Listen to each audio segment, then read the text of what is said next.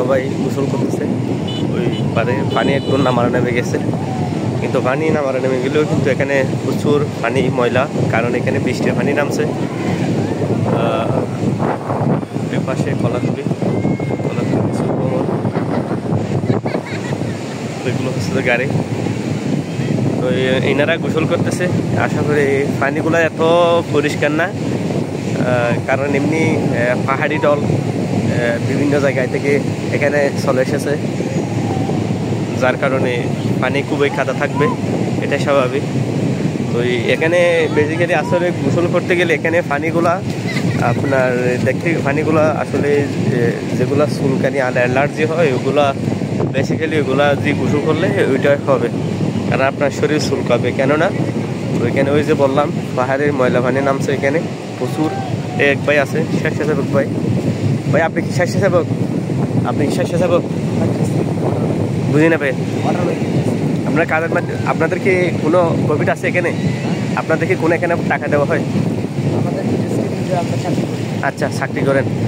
আচ্ছা, তাহলে তো ফার্মারলি করে চাকরি করেন আপনারা। আচ্ছা, তাহলে আমি আপনাদের একটা জিজ্ঞেস করি, আপনার মনে করেন কেউ হুট করে আপনার কোনো আল্লাহ না করুক দুর্ঘটনা ঘটে, তাহলে আপনারা এটা কীভাবে উদ্ধার করেন? আমরা ওয়াটার বাইক নিয়ে উদ্ধার করেন। এটা কি আপনার হাতে? এটা কি লাইফ জ্যাকেট? আচ্ছা আচ্ছা, এটা নিয়ে। আচ্ছা, আমি বেসিক্যালি কালকে দেখতে পারলাম ওইদিকে মহেশখালী গাড়ির ওইদিকে একটা লোক মারা গেছে। তো বেসিক্যালি পরে গেছে, ওনাকে এখন খুঁজে পাওয়া যায় নাই। তো আমরা তো এখানে কোনো ডুবুরি দল পাওয়া যায় নাই, তখন আপনারা থাকলে আর ভালো হতো না? আমরা মনে করেন আমরা 20 এলাকার ডেট দূর আছে সীমান্ত, এই দূরে কিন্তু আমরা আছি। আচ্ছা, যদি আপনারা কেউ খবর দেয় তাহলে যাইতেন? হ্যাঁ যাইতেন। একটা দুর্ঘটনা ঘটলো অবশ্যই।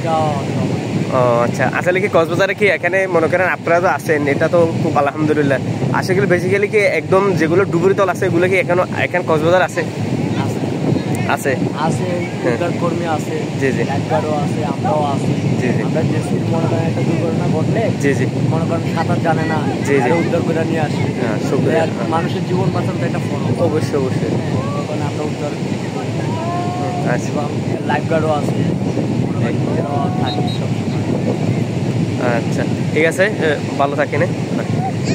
তো ওই ভাই বললো বেসিক্যালি বললো যে মানে আমরা যদি কেউ যদি আপনার হাল্লাই না করুক, যদি কেউ দুর্ঘটনা ঘটে তাদের দায়িত্ব হচ্ছে যে মানে ওদেরকে উদ্ধার করা, ওইটাই বলছে আর কি। তো উনি আগে ওনার কথা ভালো লাগলো, উনি আসলে বলছে কেউ যদি দুর্ঘটনা যদি হয়ে যায় এটা আল্লাহ না করুক, হ্যাঁ, তাহলে উনি একটা কথা বললো মানুষদেরকে জীবনে রক্ষা করা ওইটাই আমাদের খরচ, উনি এটাই বলে দিছে।